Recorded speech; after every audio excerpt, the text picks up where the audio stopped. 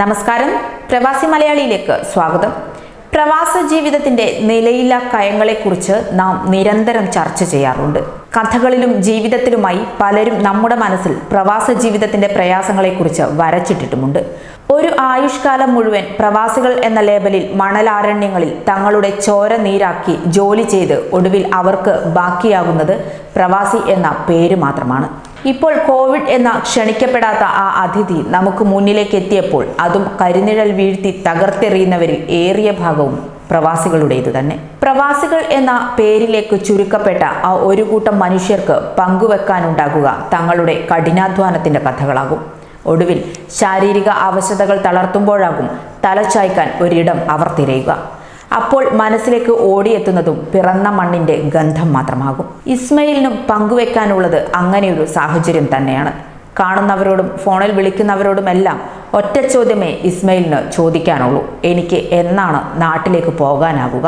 രോഗത്തിന്റെ കാഠിന്യത്താൽ ശക്തമായ വിറയൽ ശരീരത്തെ മൂടുമ്പോഴും ഈ മലപ്പുറത്തുകാരൻ പതറാതെ പിടിച്ചു നിന്നത് താമസിയാതെ നാട്ടിലേക്ക് മടങ്ങാമല്ലോ എന്ന പ്രതീക്ഷയിലേറിയാണ്. എന്നാൽ പ്രവാസഭൂമി ഇന്നേ വരെ കണ്ടിട്ടില്ലാത്ത വിധം സർവ്വസന്നാഹത്തോടെ യാത്രക്കാരുമായി ആദ്യ വിമാനം മലയാളക്കരയിലേക്ക് പറന്ന ദിവസം നിരാശനായി മുറിയിൽ തന്നെ കഴിയാനായിരുന്നു പാർക്കിൻസൺസിന്റെ പിടിയിലമർന്ന ഈ 52കാരന്റെ വിധി. വിസ ക്യാൻസലായി, പോരാത്തതിന് രോഗവും. എന്നിട്ടും നാട്ടിലേക്ക് പോകാൻ കഴിഞ്ഞില്ല. എല്ലായിടത്തും പേര് നൽകിയിരുന്നു, എന്നാൽ എനിക്ക് മാത്രം പോകാനായില്ല. വിതുമ്പുന്ന വാക്കുകളോടെ ഇദ്ദേഹം സങ്കടപ്പെടുന്നു. 3.5 പതിറ്റാണ്ട് മുൻപ് ദുബൈയിൽ തൊഴിൽ തേടിയെത്തിയ മലപ്പുറം ചങ്ങരംകുളത്തെ ഇസ്മയിൽ കടകളിലെ ജീവനക്കാരനായിരുന്നു. കുടുംബത്തിന് താങ്ങാവുന്നതിനായി നേരവും കാലവും നോക്കാതെ ഉത്സാഹത്തോടെ ഓടി നടന്ന് ജോലി ചെയ്തു. ഇതിനിടെ 8 വർഷം മുൻപ് കടന്നുവന്ന പാർക്കിൻസൺസ് രോഗമാണ് ഇസ്മയിലിന്റെ ജീവിതത്തിൽ വില്ലനായത്.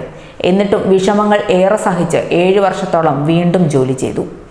ഒടുവിൽ ഉടുതുണി ഉടുക്കാൻ പോലും വിറയാർന്ന കൈകൾ വഴങ്ങാതായതോടെ പ്രതീക്ഷകളുടെ നാട്ടിൽ നിന്നും പിറന്ന മണ്ണിലേക്ക് തിരികെ മടങ്ങുന്നതിനായി വിസ ക്യാൻസൽ ചെയ്തു. തയ്യാറെടുപ്പുകൾ നടത്തുന്നതിനിടെയാണ് കൊറോണയുടെ കടന്നുവരവ്. ഇനി എന്തു ചെയ്യണമെന്നറിയാതെ നിസ്സഹായനാണ് ഇസ്മയിൽ. എങ്ങനെയെങ്കിലും നാട്ടിലെത്തി പ്രിയപ്പെട്ടവരെ ഒരു നോക്ക് കാണാൻ കാത്തിരിക്കുകയാണ് ഇദ്ദേഹം. പ്രവാസ ജീവിതത്തിൽ പലർക്കും സംഭവിക്കാവുന്ന അതേ സാഹചര്യത്തിലൂടെയാണ് ഇപ്പോൾ ഇസ്മയിലും കടന്നുപോകുന്നത്. തൻ്റെ ആയുഷ്കാലം മുഴുവൻ ചുട്ടുപൊള്ളുന്ന മണലാരണ്യത്തിൽ കിടന്ന് കഷ്ടപ്പെട്ടു. ഒടുവിൽ രോഗം തളർത്തിയപ്പോൾ ഏതു വിധേനയും നാടണയാൻ ശ്രമിക്കുമ്പോൾ അവിടെയും വിധി വില്ലനാകുകയാണ്. എങ്കിലും ഓരോ ഫോൺ വിളികൾക്ക് അപ്പുറവും ഇസ്മയിൽ കാത്തിരിക്കുകയാണ് തന്നെ തേടിയെത്തുന്ന ആ ആശ്വാസവാക്കിനായി. കൂടുതൽ പ്രവാസി വാർത്തകൾക്കായി ഈ ചാനൽ സബ്സ്ക്രൈബ് ചെയ്യുക.